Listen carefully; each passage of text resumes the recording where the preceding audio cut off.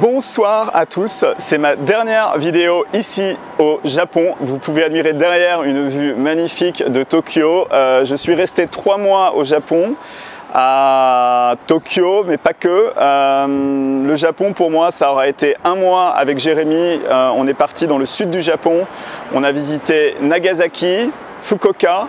Et on a fait un pèlerinage de 5 jours qui était vraiment extraordinaire. Si vous n'avez pas vu la vidéo, je vous conseille de cliquer sur le lien. Ici, c'était un moment exceptionnel. Merci Jérémy d'avoir organisé le Kumano Kodo du début à la fin et d'avoir supporté ma présence. Le Japon, ça a été aussi 2 mois à Tokyo, dans 2 appartements. Le premier dans le quartier français qui était un peu moyen. Le deuxième qui est l'appartement dans lequel je suis encore ici ce soir pour une nuit.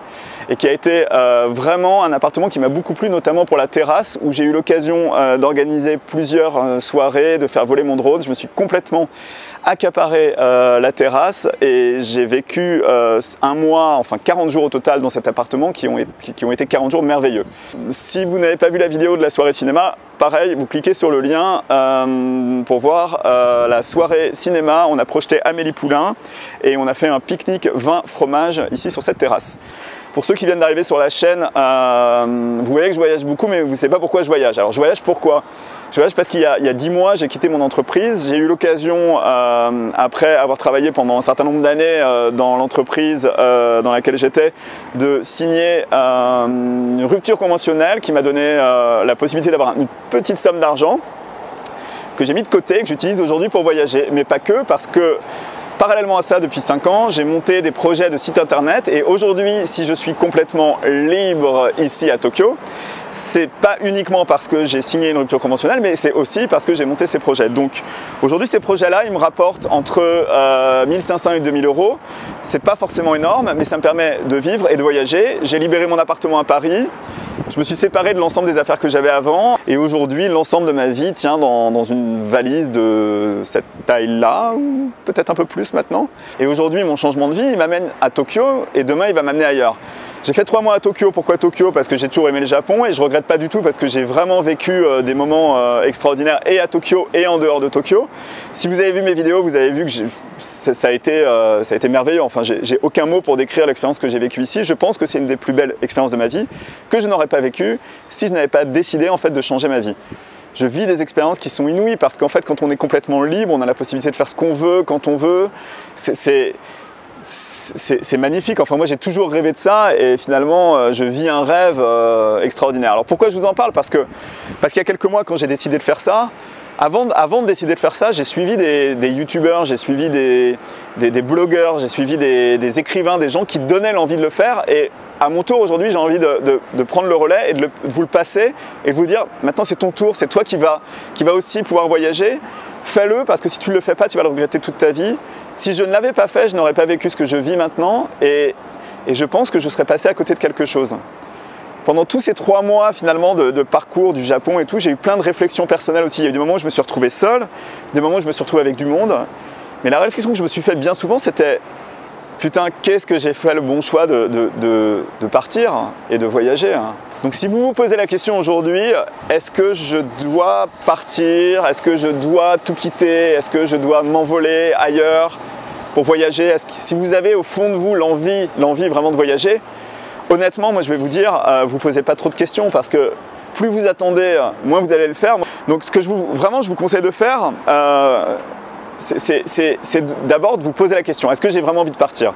Si vous avez vraiment envie de partir, après je vous conseille de suivre les conseils de ceux qui l'ont déjà fait, pas uniquement moi, mais aussi ceux qui l'ont fait et qui vous racontent leur histoire et qui vont vous donner l'envie, la motivation. Parce que finalement, si vous demandez aux gens autour de vous, la plupart du temps, les gens ils vont vous dire « Ah, mais fais attention, c'est risqué, tu devrais peut-être pas faire ceci, tu devrais peut-être pas faire cela. » Et finalement, la plupart des gens, ils changent pas, ils restent dans leur routine et ils bougent pas.